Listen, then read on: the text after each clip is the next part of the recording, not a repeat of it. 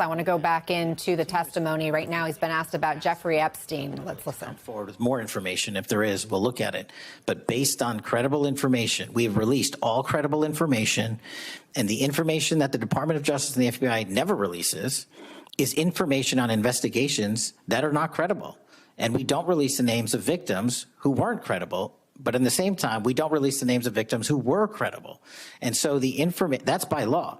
And so the information we are releasing now is historic, and it is also to the maximum capacity that the law allows. And I know that's not going to satisfy many, many, many people. But if they wanted it done right, then the investigation from its origination should have been done right, and he should not have been given a get-out-of-jail-free card to do jail on the weekends for 12 hours a day, and he should have been investigated fully for the entirety of his crime and criminal enterprise, not just from 1997 to 2001. Senator Blumenthal. Thank you, Mr. Patel.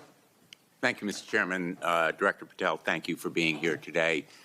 You'll recall well in January at your confirmation hearing before this committee, I raised the prospect of politically motivated retaliation, and you promised me, as you did other members of this committee, quote, every FBI employee will be held to the absolute same standard and no one will be terminated for case assignments. You went on to tell me, quote, all FBI employees will be protected against political retribution. And you assured one of my colleagues that you would honor the internal review process of the FBI.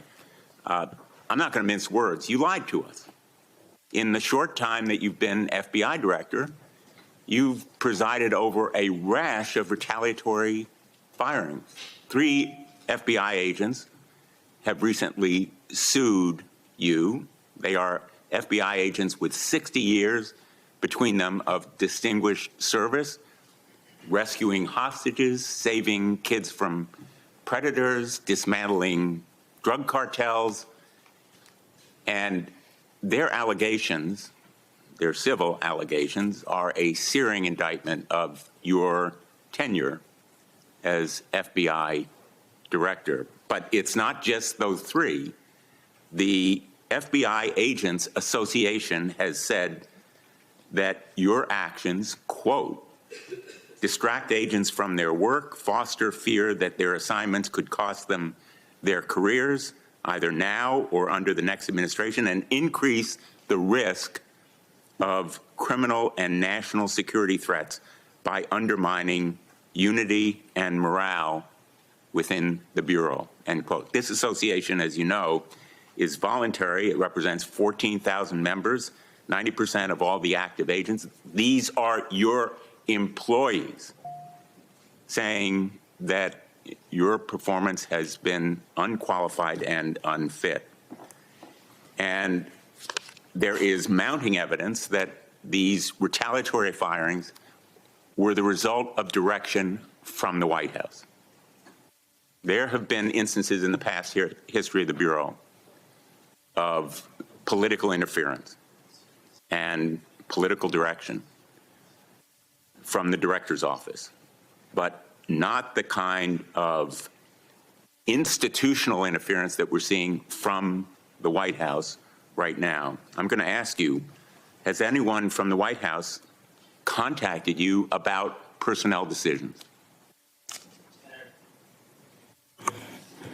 I completely disagree with your entire premise that I have lied or am misleading the FBI. If I were, the results that I announced today by the men and women of the FBI and the historic records we are doing to keep this country safe would not be possible. The men and women of the FBI are responding to our leadership and this administration's priorities. The only way people get terminated at the FBI is if they fail to meet the muster of the job and their duties, and that is where I will leave it. And you accusing me of lying is something I don't take lightly, but I'm not going to get into a tit for tat with you. Well, let me just ask you to answer my question. Has anyone from the White House contacted you about personnel decisions?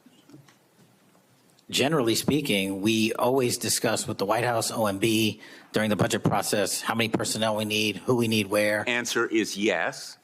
For budgetary purposes and to fire people, agents, because they participated in investigations of the president? I don't receive directions to do that. Has anyone I make the suggested decisions. it? Has anyone asked you to do it?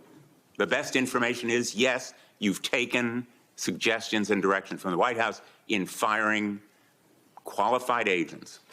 Any termination at the FBI was a decision that I made based on the evidence that I have as a director of the FBI, and it's my job, and I'm not going to shy away from it. And as you stated, those are allegations, and that is an ongoing litigation. So they'll have their day in court, so will we.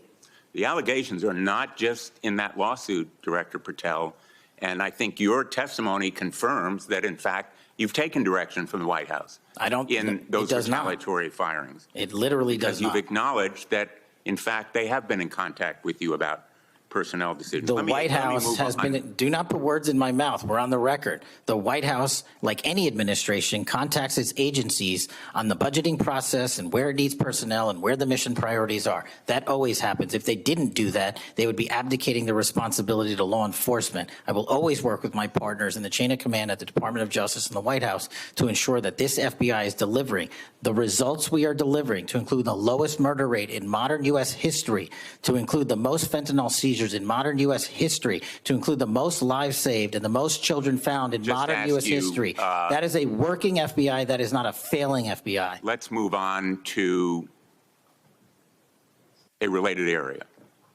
In White House discussions, have you been asked or directed by the White House or others to engage in a crackdown on political groups or organizations, nonprofits, after the murder of Charlie Kirk? To direct at political organizations? No. I've been asked by my chain of command to properly root out criminal activity wherever it is in whatever investigation we are conducting, and that's what we're doing.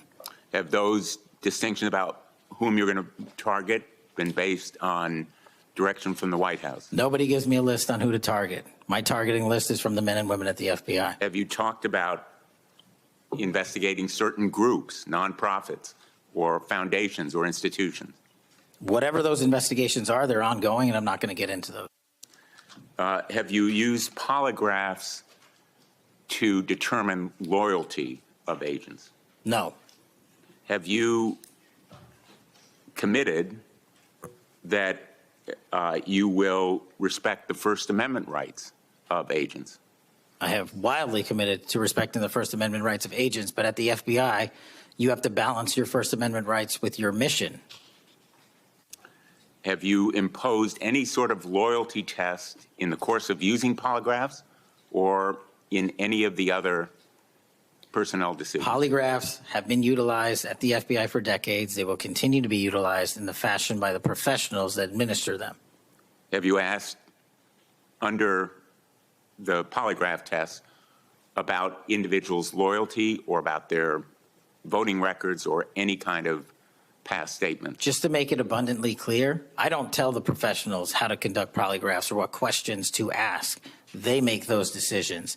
And I, as the director of the FBI, never ask anyone who they voted for. Have you investigated donors to a political party simply because they are donors? Simply based on that fact alone, no. Have you investigated donors for another reason? Many donors may be involved in criminal enterprises and criminal activities, and those individuals will be investigated. Can you commit to make public the Epstein files that so far have not been released if this committee is able to review them on a classified basis? I think this is an important distinction. The Epstein case file is not classified, to my understanding. So we are providing what we legally can, and we are going to give Congress what we are legally permitted to do so to the maximum extent of the law. Will you enable the chairman and the ranking member to review them on a classified basis? That doesn't make any sense. If the material in the Epstein file is not classified, There is no basis for a Well, it would classified review. protect the confidentiality of them if they were able to review them on a classified basis. If anyone in this room can get the multiple district court judges to lift their court protective orders in the ceilings, we will happily provide you with more information. Are you in favor of merging the DEA and the ATF?